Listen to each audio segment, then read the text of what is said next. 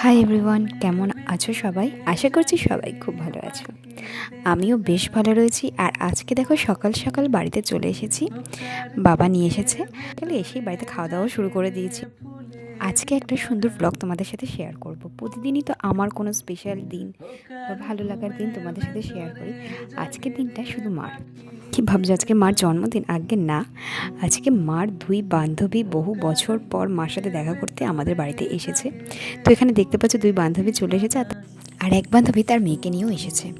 তো আজকের দিনটা তো বেশ ভালোই কাটছে মার জন্য। মার মুখ থেকে তো হাসি যেন আজকে নড়ছেই না।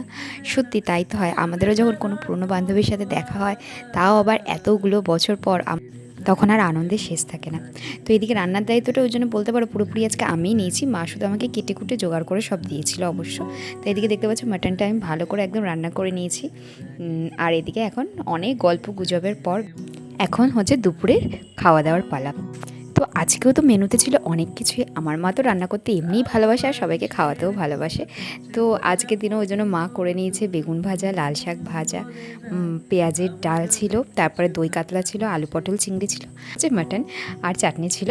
তো এখানে খাওয়া দাওয়া চলছে, বেশ গল্প গুজবও চলছে। তার আগে বলি, এনারা হচ্ছে মায়ের স্কুল জীবনের বান্ধবী, মানে মাধ্যমিক অবধি একসাথে মা আর এই দুই বান্ধবী পড়াশোনা করেছে। তো ওই জন্য বুঝতেই পারছো এত দিন বাদে অনেক গল্প, অনেক পুরনো স্মৃতি, সমস্ত কিছু নিজেদের মধ্যে আলোচনা করছে। আর আমিও তার একটুখানি ভাগিদারি হয়েছিলাম, মানে আমিও সব কিছু বসে বসে শুনছিলাম। আর এদিকে এতক্ষণ পর আমিও খেতে বসে পড়েছি। মাটনটা আজকে যা রান্না আমি করেছিলাম নিজের হাতের রান্নাই, নিজেই বলছি দারুণ হয়েছিল। এখন মনে হচ্ছে আবার একবারটি যদি আমাকে দেওয়া হয় আমি আর একবারটি খেয়ে নিতে পারবো আর কি। সত্যি অসাধারণ হয়েছিল খেতে। ওরা সবাই খেয়েও বলেছে আজকে মাটনটা দারুণ আমি রান্না করেছি। তো খাওয়া দাওয়ার পরেও এদিকে কিন্তু গল্প চলছে। গল্পের কোনো দিক দিয়ে মানে খামতি আজকে মা দিচ্ছে না। যা গল্প এত বছরে জমে রয়েছে, প্রায় 30 বছর ধরে, সব কিছু মা যেন আজকেই করে নিচ্ছে। তো এখন প্রায় বলতে পারো যাওয়ার পালা। তো এখন এসেছে মা ছাদে নিয়ে, ছাদ দেখাতে। আর একটু বাদে আমরা বেরিয়ে পড়বো। মানে প্রথমে একটুখানি রামপুরহাট কালীবাড়িতে আমরা এসেছি ঘুরতে, ওখান থেকে ও চলে যাবে। তো এখানে রামপুরহাট কালীবাড়িটা তো আমাদের এখানে নাম করা জায়গা, অনেক কিছুই রয়েছে দেখার মতো, কিন্তু কাছে পিঠের মধ্যে রামপুরহাট কালীবাড়ি ছিল। আর ওদেরও যাওয়ার তাড়া ছিল বলে রামপুরহাট কালীবাড়িতে আমরা নিয়ে আসতে পেরেছি। আর এখান থেকে এবার চলে যাওয়ার পালা। তো আজকে তো মার সারা দিনটা খুব ভালো কেটেছে।